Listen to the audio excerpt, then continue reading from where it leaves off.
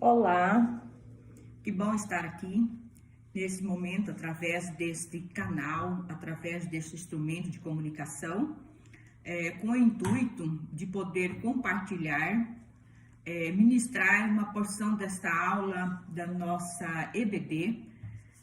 Hoje nós estamos estudando a lição número 5, com a temática Libertos do Pecado para uma nova vida em Cristo. Esse tema é um tema muito oportuno para os nossos momentos, os momentos atuais em que nós estamos vivendo.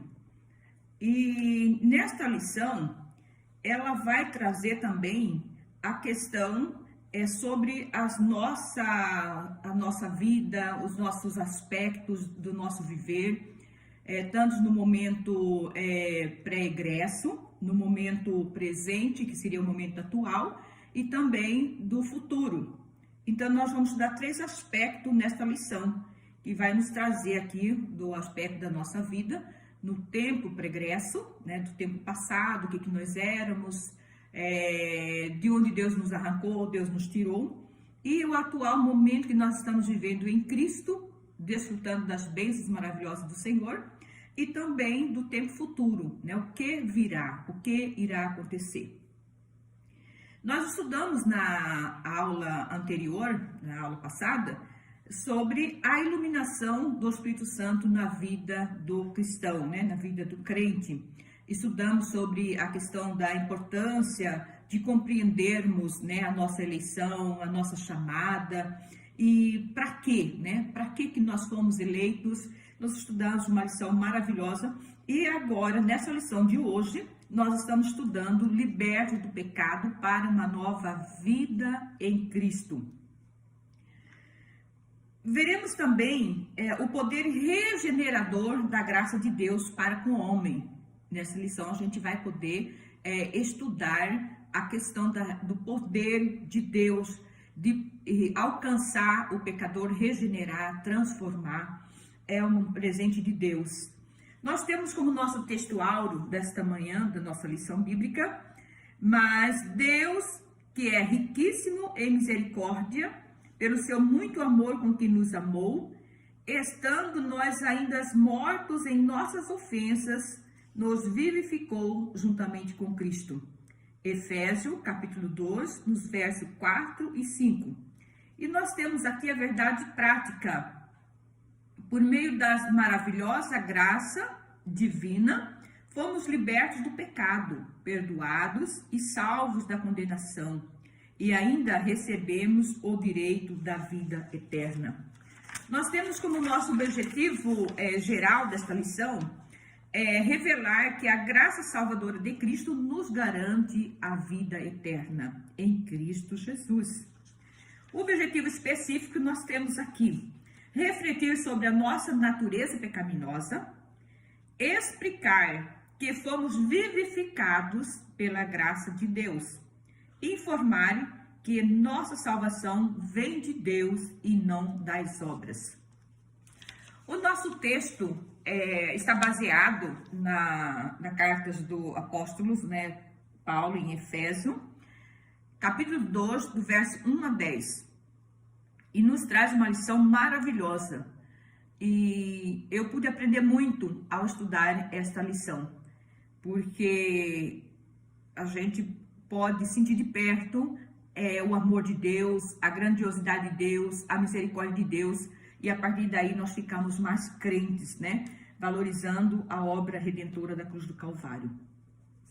Nós vimos aqui que a Epístola aos Efésios, ela apresenta relevante aspecto doutrinário, na qual está inserida no capítulo 2, do verso 1 ao verso 10, que é a nossa base da nossa leitura, né, para esse estudo. E daí eu pergunto, o que é liberto, né? O que é ser liberto?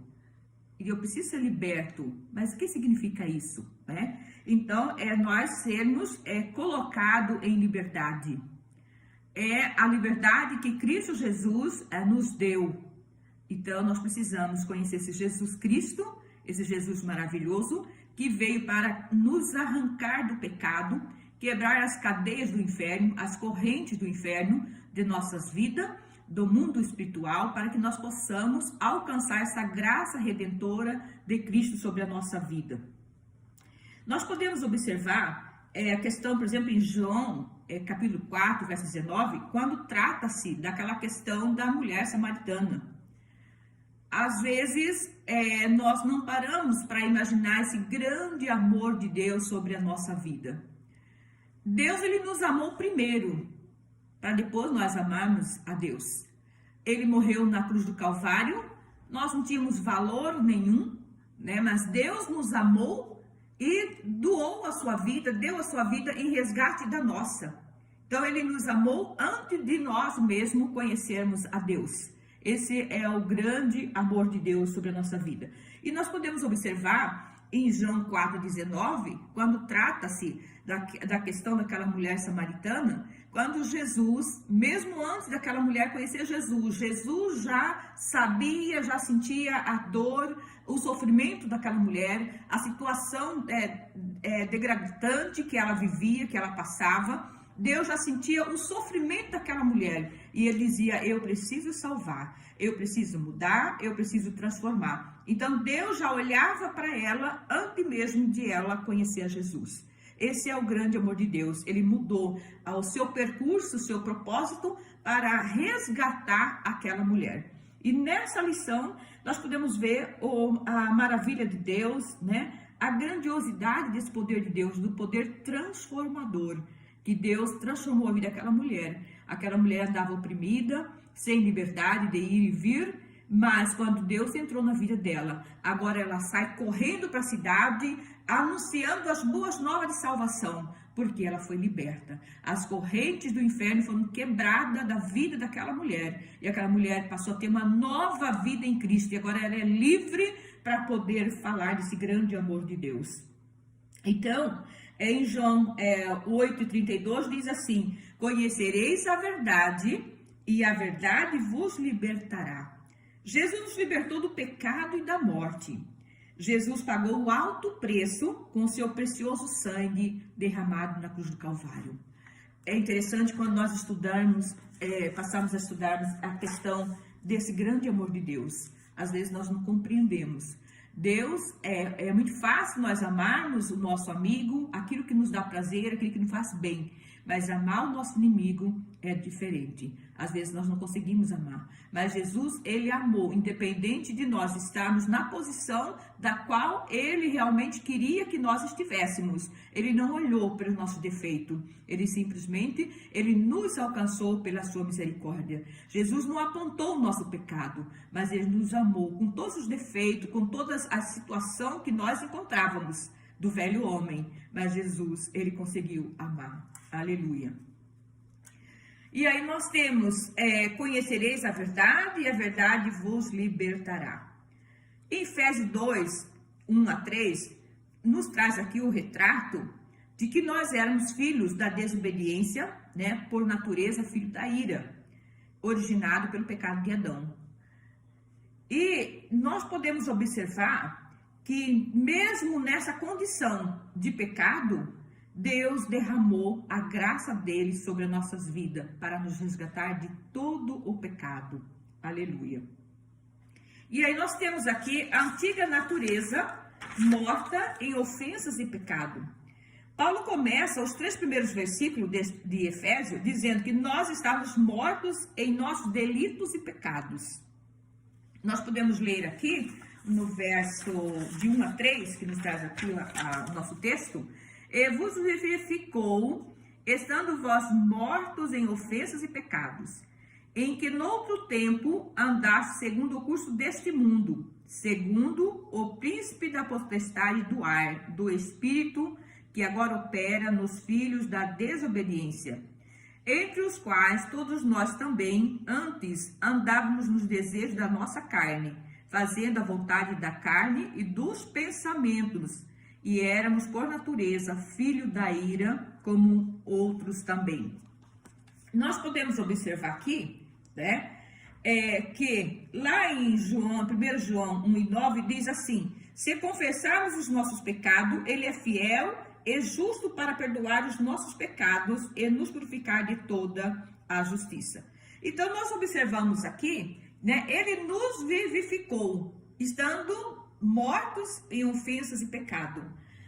Quando nós confessamos os nossos pecados a Deus, né, confessamos as nossas faltas, nossas transgressões, ele é fiel para nos perdoar de todo o pecado. Como a palavra de Deus é linda e maravilhosa.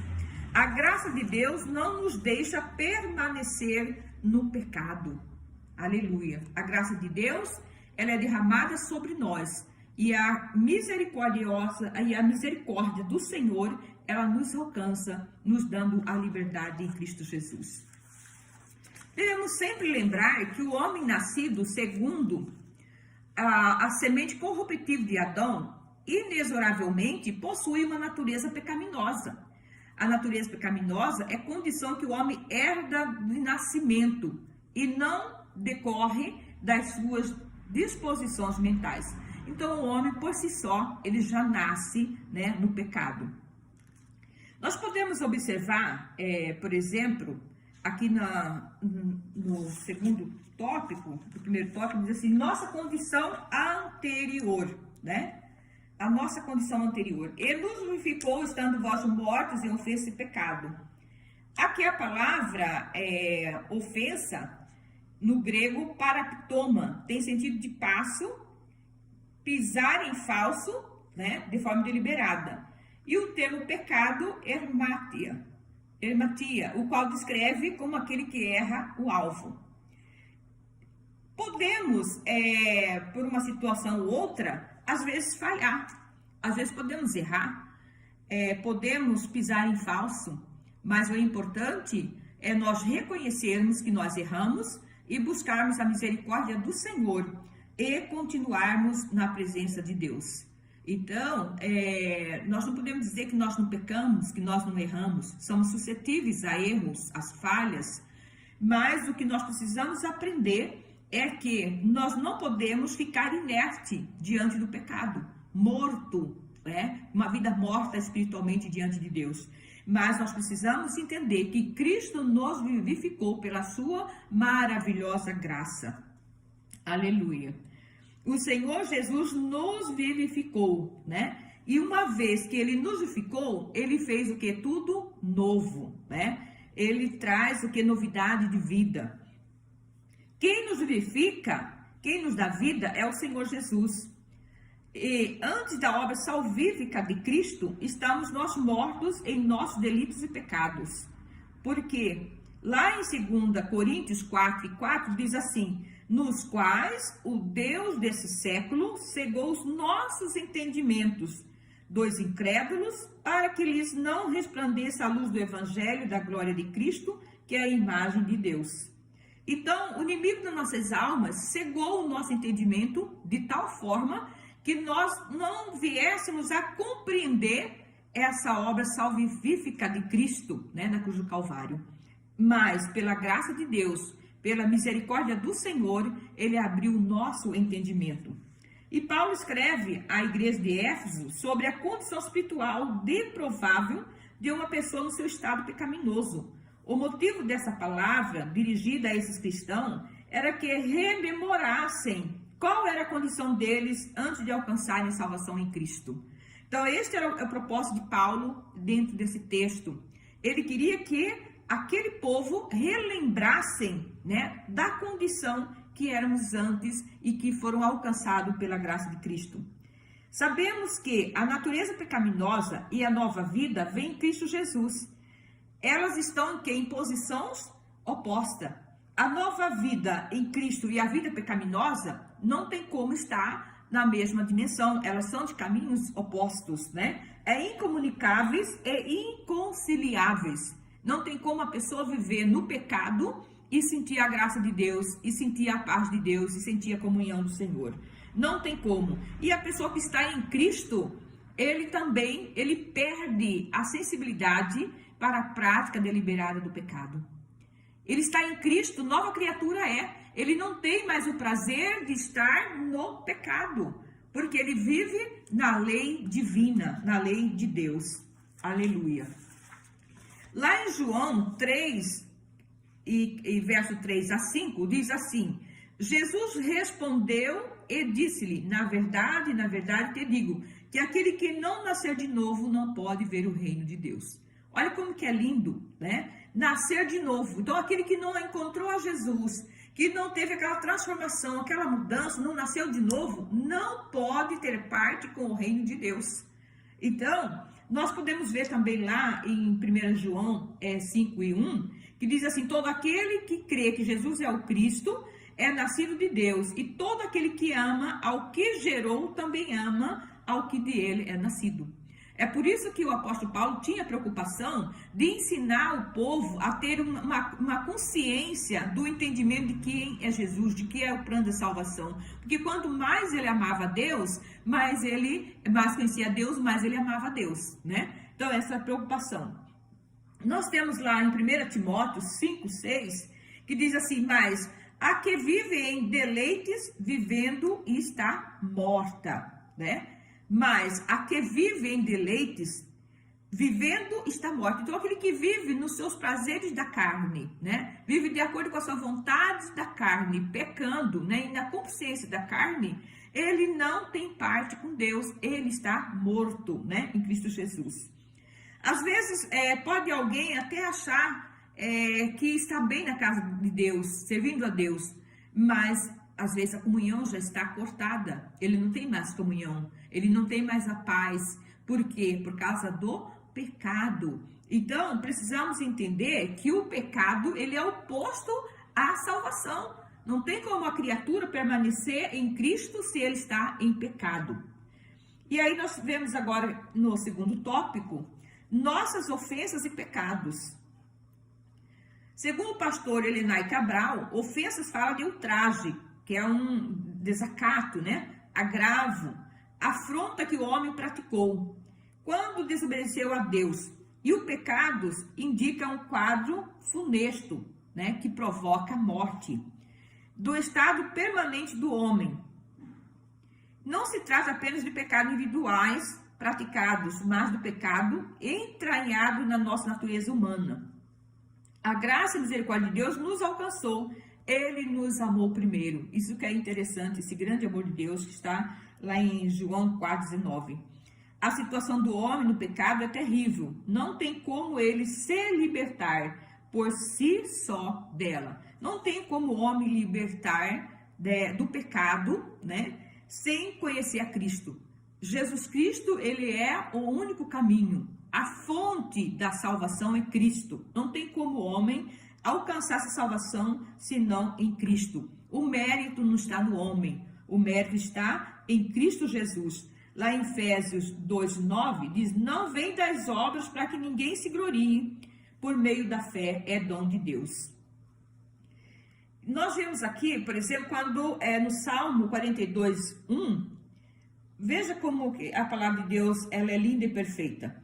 Como o servo do homem, como o servo brama pelas correntes das águas, assim suspira a minha alma por ti, ó Deus. Como o servo brama pelas correntes das águas, assim suspira por ti a minha alma, ó Deus. A minha alma tem sede de Deus.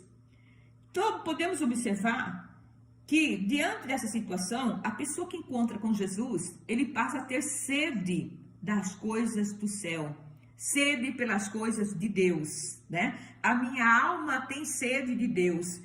A partir desse momento que o pecador encontra com Jesus e passa a ter uma nova vida, ele passa a desejar as coisas que vêm lá do alto, as coisas do céu.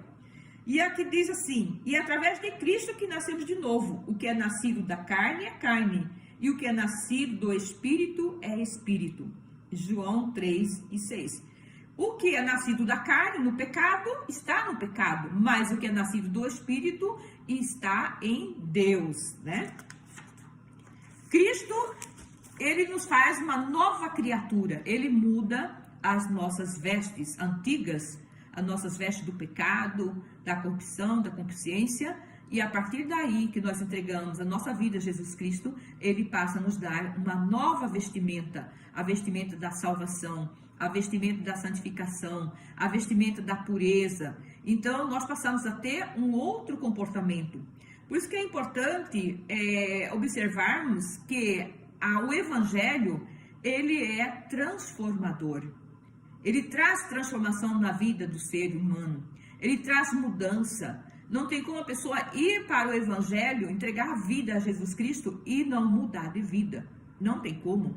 Ele permanece em Cristo e quando ele permanece em Cristo, ele tem o desejo nas coisas de Deus. Em Isaías 59:2 diz assim: mas as vossas iniquidades fazem separação entre vós e o vosso Deus, e os vossos pecados encobrem o seu rosto de vós para que não vos ouçam. Veja bem que o próprio Isaías, ele coloca aqui que os nossos pecados fazem separação entre Deus, então não tem como nós crermos em Jesus, aceitarmos Jesus como Salvador e não permanecer na nova vida, né? No costume velho. Não, a partir daí nós passamos a ter uma visão diferenciada, uma mente diferenciada, um coração diferenciado e nós passamos a ter realmente uma aliança verdadeira com Cristo. E a Bíblia diz assim, que as coisas velhas já passaram e tudo se fez novo. Quando nós falamos das coisas velhas se passaram, não devemos olhar para o nosso passado.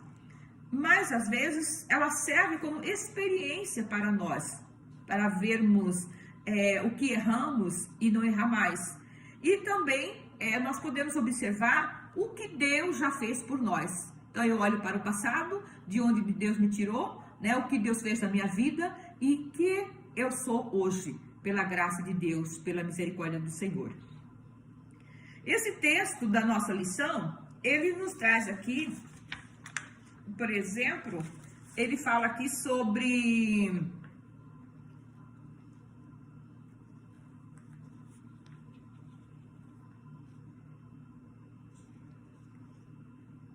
andaste segundo o curso deste mundo, né? Tá no ponto 2, ponto 1, né? Andaste segundo o curso deste mundo. Os costumes eram praticados conforme o sistema mundano da época, tais como a imoralidade, o furto e a mentira. Esse texto, ele destaca apenas essas três condições: a imoralidade, o furto e a mentira. Podemos citar outros, né? Mas o autor, comentarista, ele trouxe esses três aspectos, né? Vejamos, efetivamente o desejo da carne se manifestam pela imoralidade sexual, impureza, libertinagem, embriaguez e assim vai. Então tem outros, né? Também situações que nos faz afastarmos de Deus. Andar segundo o curso deste mundo.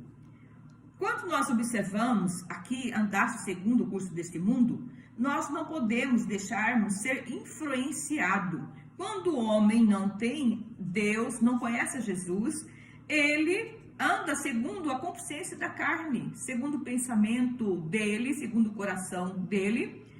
Mas quando ele passa a aceitar Jesus, entregar sua vida para Cristo, ele passa a ter uma outra dimensão de vida, ele passa a ter uma visão diferenciada. E aqui, no texto, nos diz assim, que nós não podemos relativar o pecado. Lá em Romanos 12:18, Romanos 12:2, né? Ele diz assim: não podeis conformar com as coisas deste mundo, mas buscar transformações, né? Mudança. Nós podemos buscar o quê? Transformações e mudanças. Não conformeis com as coisas deste mundo. E para que nós possamos ter esse entendimento de Cristo na nossa vida, é necessário nós buscarmos a Deus, né? Para conhecermos mais de Deus, para que eu possa realmente ter esse compromisso com Deus de uma nova vida, não conformar com o modelo, o padrão que o mundo nos oferece, ser moldado pelo mundo, mas nós precisamos ser moldados pelo Espírito Santo de Deus, moldados pela palavra de Deus. Em Isaías 59:2 diz assim: o pecado e a iniquidade na vida do crente ele levanta um muro, né, que faz a separação entre ele e Deus. Então, o mundo, né, ele traz um modelo de vida, um modelo de comportamento, um modelo de falar, um modelo de vestir. Ele traz um modelo, né, o mundo.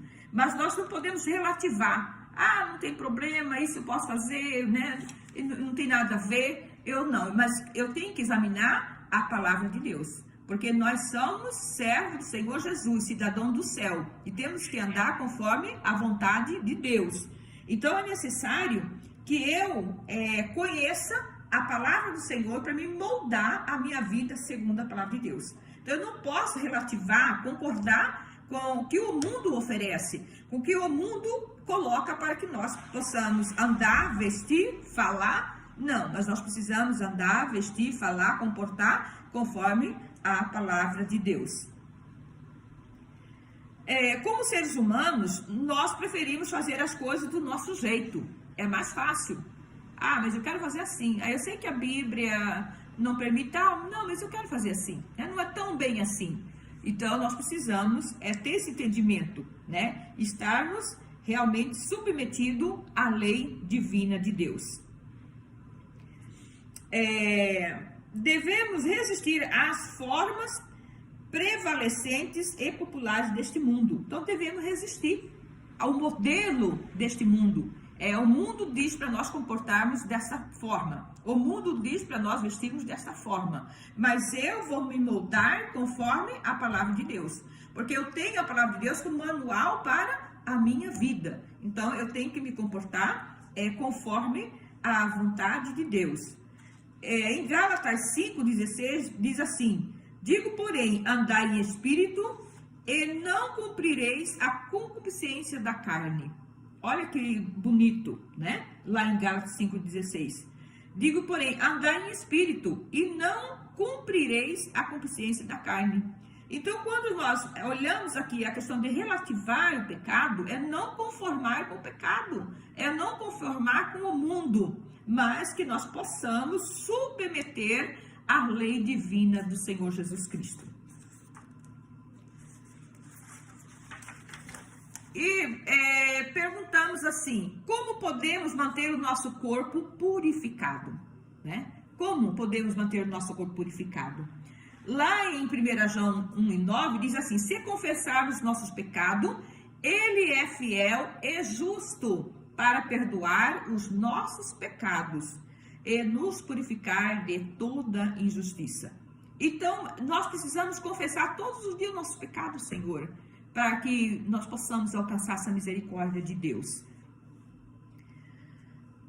Em Efésios 6, de 11 e 12, diz assim: revestivos de toda a armadura de Deus, para que possais estar firme contra a astuta cilada do diabo.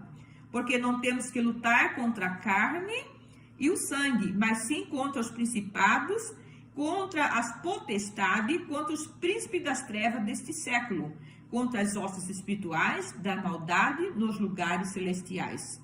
Então, nós podemos observar que é uma guerra espiritual, é uma batalha espiritual. Então, precisamos estarmos revestidos das armaduras de Deus, porque a nossa guerra, ela não é contra a carne e o sangue, e nós precisamos estarmos preparados para vencer as hostes infernais. 2.3. Andávamos fazendo a vontade da carne e do pensamento. Aqui nós podemos ler lá em Gênesis 6 e 5. Gênesis 6 e 5. Vamos ver o que nos fala aqui. Gênesis 6 e o verso 5.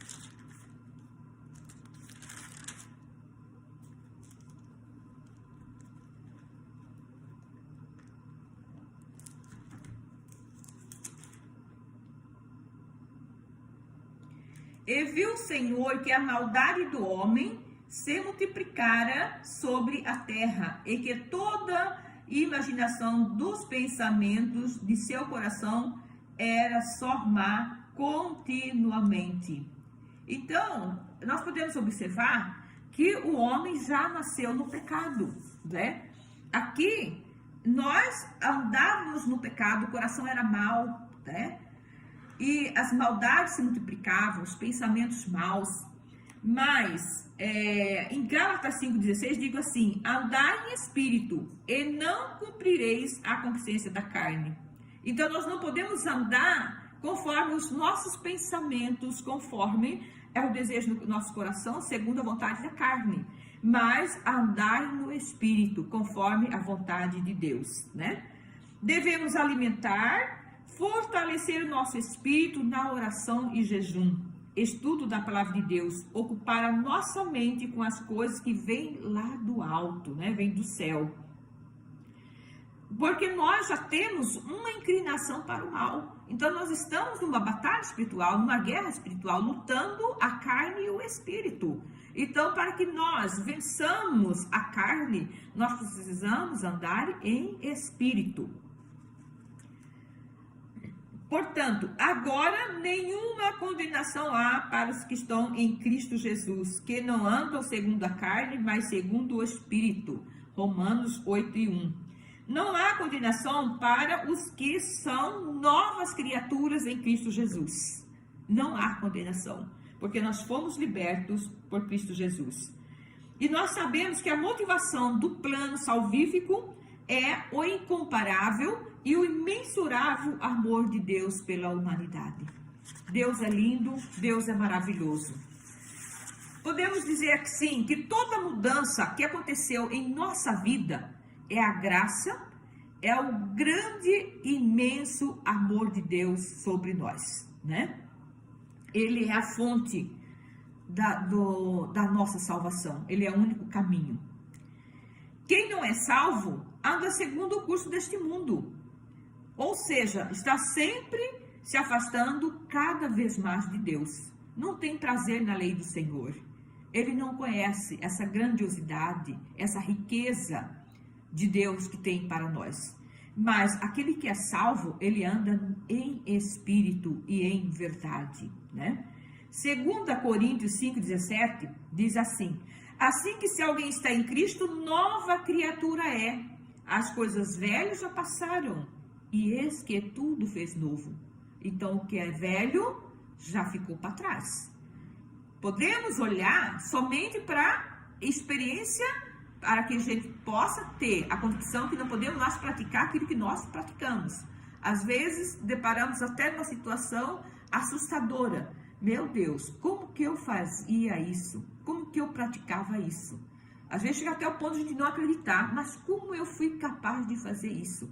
Né? Então serve de experiência para nós não errarmos mais agora, nesse momento presente. Mas nós precisamos também olhar de onde Deus me tirou. Nossa, como eu era difícil, como eu era incrédula, como eu era ímpia. E agora Jesus me tirou. O que Jesus fez na minha vida? E olhar para nós aonde Deus nos colocou, nas regiões celestiais, entre os príncipes. Nós estamos em lugar de destaque na presença do Senhor. Esse é o grande amor de Deus na nossa vida. Aleluia. Nós podemos observar que até uma criança, ninguém ensina ela a mentir, ela a fazer maldade. A criança, ela consegue mentir, ela consegue ser egoísta, ela consegue ter maldade. Desde pequena, né? 2, 3 aninhos, ela já tem essa maldade. Mas, conforme vai convivendo com a família, o papai, a mamãe, a titia, a vovó, vai ensinando. Não pode mentir. Não pode falar isso. Jesus não gosta, isso é feio, né? E a gente começa a mostrar o lado bonito, o lado da verdade. Mas já vem aquela inclinação para o pecado, né? A mentira, come o bolo, fala que não comeu, né? E faz as artes e fala que não fez, esconde a mão. Então, até a criança, ela já tem esse comportamento, que é um comportamento natural, pecaminoso. Ela está intrínseca dentro do comportamento do ser humano. E nós podemos observar hoje, na mídia, no jornal, nas televisões, quantos acidentes, quantas violências, quantas coisas, maldade que o homem tem praticado, quantas corrupção. E de onde vem isso? Isso não vem da parte de Deus. Isso é o fruto da carne, né? Vem realmente das trevas. Nós temos agora vivificados pela graça. Aqui nós temos 3 subtópicos, que é o amor imerecido, nos restaurou, nos deu a vida em Cristo Jesus e tudo se fez novo. Nós podemos ver aqui que é o ato da misericórdia de Deus, é o ato da bondade de Deus sobre as nossas vidas. Alcançados pela misericórdia e pelo amor divino. Lá em 1 Pedro, diz assim, capítulo 1, verso 18 e 19.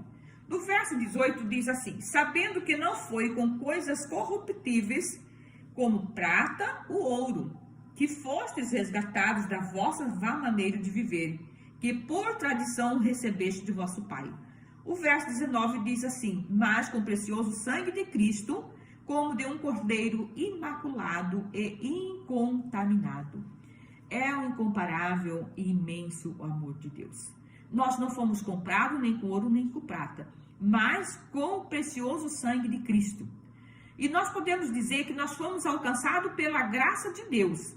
Mas essa graça de Deus, ela não foi de graça. Jesus pagou um preço imensurável, um preço alto, que é o seu sangue inocente derramado, vertido na cruz do Calvário, né? E lá em Lamentações, capítulo 13, 22, diz assim, as misericórdias do Senhor são as causas de não sermos consumidos. É as misericórdias do Senhor. Ninguém merece. Nós não merecíamos. Mas Jesus, ele deu a sua graça, o seu grande amor por nós, para o nosso resgate da nossa alma, né, do nosso pecado. Jesus, ele nos salvou, nos tirou das trevas e trouxe para a sua maravilhosa luz. Aleluia. Após constatar a situação da humanidade sob a ira de Deus, Paulo passa a descrever os atos divinos de amor e de misericórdia, que dá a demonstração de um quadro caótico da raça humana. Mas Deus, que é riquíssimo em misericórdia, pelo seu muito amor que nos amou, ele nos amou primeiro. Mas Deus, que é riquíssimo. Então, diante desse quadro caótico, degenerativo da humanidade, Deus olhou e por essa imensidão da misericórdia de Deus, esse grande amor, ele nos alcançou e nos perdoou os nossos pecados, nos salvou e nos colocou para assentar nas regiões celestiais. A carta aos Efésios ensina, ao prover à humanidade o meio de escape da merecida ira. Nós não merecíamos sermos salvos, nós merecíamos ser castigados. Mas Deus, ele não apontou para os nossos erros, ele nos abraçou, né? Ele nos libertou, quebrou as algemas, os agrilhões, as correntes e nos fez a viver na luz divina, na luz de Deus. Aleluia. E essa riquíssima misericórdia procede do seu muito amor com que nos amou. É imensurável, é incomparável. Não tem como medir esse grande amor de Deus. Vivificados por sua graça. Aqui nós temos 3 subtópicos nesse título, né? Alcançados pela misericórdia e pelo amor de Deus. Graça, por favor, imerecido. Isso significa que não éramos merecedores desse amor, mas que mesmo assim Deus nos vivificou juntamente com Cristo. Esta frase quer dizer que nascemos de novo. João 3:3. Jesus respondeu e disse-lhe, na verdade te digo, que aquele que não nascer de novo, não pode ver o reino de Deus. Não tem como, tem que nascer de novo, aleluia. Fomos vivificados sem mérito algum.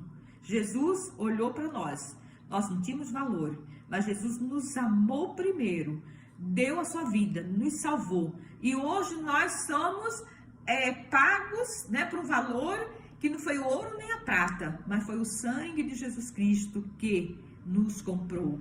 Então nós temos um preço alto, porque nós fomos comprados nem com prata nem com ouro, mas com o sangue de Jesus Cristo. Aleluia, glória a Deus. Exaltado por sua graça. O apóstolo dos gentios ainda destaca que o poder de Deus nos ressuscitou juntamente com ele e nos fez assentar nos lugares celestiais em Cristo Jesus. Exaltados, né, por sua graça. É momento de nós sermos gratos a Deus, exaltar o nome do Senhor Jesus pelo aquilo que Ele fez, né? Que Ele nos demonstrou o seu grande amor, a sua misericórdia. Nós podemos ver na lição anterior que Paulo, ele fazia culto de ação de graça, né? Orava agradecendo a Deus, louvava a Deus pela vida daquele povo que servia a Deus, porque ele sabia de onde Deus havia resgatado. E assim somos nós. Precisamos exaltar a Jesus Cristo na nossa vida, que nós possamos ser uma carta aberta, um testemunho vivo de Jesus Cristo nesta terra, onde quer que nós andemos, né, convivemos, seja no nosso trabalho, na nossa família, por onde tiver que passar, mas que a graça de Deus, a luz divina de Deus, ela seja exaltada na nossa vida, por esse grande e imensurável amor de Deus. Aleluia. E depois nós temos aqui o tópico 3, a salvação não vem das obras, em Efésios, capítulo 2, 8 a 10. Paulo, nesse sentido, ele nos quer trazer a lembrança de que nós não fomos salvos porque nós somos bonzinhos, e nem pela uma caridade que nós fazemos, que nós praticamos, mas que nós fomos salvos pela misericórdia de Deus, né? Pela obra redentora da cruz do Calvário, pela fé em Jesus Cristo. Não foi por nossos méritos, né? Mas nós somos salvos pela fé em Cristo Jesus. É uma dádiva de Deus, é um dom de Deus sobre a humanidade, sobre o humano, né? Nós podemos ver aqui no verso 8 e 9, ele nos traz aqui, o verso 8 e 9, diz assim: porque pela graça sois salvos por meio da fé. Isso não vem de vós, é dom de Deus. Não vem das obras, para que ninguém se glorie. Olha que lindo. Não é de mim, não é de nós, mas é de Deus. É pela misericórdia de Deus, é pela graça de Deus. Então, Paulo está dizendo nessa situação sobre a maravilhosa graça de Deus. É pela misericórdia, não vem de nós. Isso não vem de nós, mas isso vem da parte de Deus, para o homem não se gloriar, achar que é porque ele faz, porque ele pode, porque nós não podemos nada, mas é pela fé salvífica em Cristo Jesus. E depois nós podemos perguntar, o que o homem precisa para receber essa graça? Esse amor de Deus sobre a nossa vida. Precisamos crer em Deus, né? Crer no sacrifício de Jesus Cristo, o Salvador. Ele é a única fonte de salvação para a nossa alma. Eu acho interessante que o próprio André Murray, ele traz para nós que o ser humano, o nosso corpo, é comparado como um pátio externo. E que a nossa mente, ela é comparada com um pátio interno. Mas dentro da nossa mente, desse pátio interno, onde estão nossas emoções, nossos sentimentos, né? Está o Santo do Santo, o Deus Todo-Poderoso em nossa vida.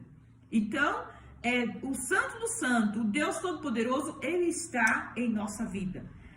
Ele traz que o nosso corpo é um pátio. Então, nosso corpo é comparado com um pátio e externo, né? Está exposto. Mas a nossa mente é como um pátio interno. E as nossas emoções, os nossos sentimentos estão aí. Mas que o Santo do Santo, Deus Todo-Poderoso, ele está sobre a nossa vida. Então, Jesus, ele está sobre a nossa vida. E a graça como meio da salvação. A salvação inclui a libertação da morte, da escravidão do pecado e da ira vindoura. Ao mesmo tempo, permite ao salvo desfrutar de todas as bênçãos espirituais descritas em Efésios 2, capítulo 1 a 7. Eu aprendi muito com essa lição e eu pude perceber o grande amor de Deus na nossa vida. E é necessário que nós sejamos cada dia mais convertidos em Cristo Jesus e valorizamos essa obra de Deus na cruz do Calvário. Nós precisamos entender o grande amor de Deus, precisamos compreender esse amor de Deus em relação à sua altura, à sua profundidade e à sua extensão para cada um de nós. Seria importante se a gente conseguisse visualizar a profundidade do amor de Deus, a extensão do amor de Deus, né? E a altura desse grande amor de Deus sobre a nossa vida. Talvez nós passarmos a ter mais amor por Deus, pelas coisas do céu. As obras como evidência de salvação. Aqui Paulo usa duas negações para endosar a origem da salvação. A primeira expressão, isso não vem de vós, está no verso 2, 8, né? Trata-se da salvação pela graça que provém de Deus. A segunda ratifica que a salvação não vem das obras, o que indica não se tratar de recompensa de algum ato humano. Então, não vem da boa vontade, porque é capaz, porque é muito bom. Não, ela vem de Deus. Nós não temos participação nenhuma. Tudo é Deus que fez, é Jesus que fez. Essas afirmações excluem a possibilidade de alguém ser salvo por esforço pessoal, por atitude, por ação, né? De ser boa, de ser agradável, de poder fazer caridade. Não depende disso. Não é a caridade que nos salva. O que nos salva é o grande amor de Deus, né? É a obra redentora de Cristo na cruz do Calvário. Como a salvação é uma realização divina, agora somos feitura sua, criados em Cristo para boas obras. Verso 2, capítulo 2, 10. Uma transformação ocorreu. Agora em Cristo somos uma nova criatura e as coisas velhas passaram. Por isso, se antes o apóstolo usou a metáfora do andar uma perspectiva negativa, outrora andávamos fazendo obras má, quer dizer, obras da carne, né? Segundo os desejos da carne. Mas agora, por meio de uma perspectiva positiva, somos instados a andar fazendo boas obras, porque agora nós estamos em Cristo Jesus e nova criatura somos. Então, entendamos, né? A salvação não é uma recompensa, mas é uma dádiva, é um presente da graça de Deus por meio da fé. Nós podemos observar que o Senhor Jesus, ele preocupa com o ser humano. O tanto que ele preocupa, que a Bíblia traz vários relatos, várias situações, como nós citamos aqui a mulher samaritana. Nós conhecemos a história e sabemos que ela não tinha liberdade de ir e vir. Ela vivia sempre procurando um meio de fugir, um meio de poder sair na hora que não tivesse ninguém, que ninguém pudesse olhar, ver. Ela não era digna de estar entre as pessoas da sociedade. Mas quando Cristo entrou na vida dela, Jesus fez tudo novo. E aquela mulher passou a ter paz, passou a ter alegria. E a partir daí, agora ela foi liberta do pecado. E agora é uma nova criatura em Cristo Jesus. Esse é o grande amor de Deus. Eu agradeço por esse momento imparcial de estar aqui, um momento ímpar, né? De estar aqui, podendo estar discutindo, contribuindo com o estudo da palavra de Deus. Que todos possam ter um domingo abençoado na presença de Deus. Muito obrigado pela atenção.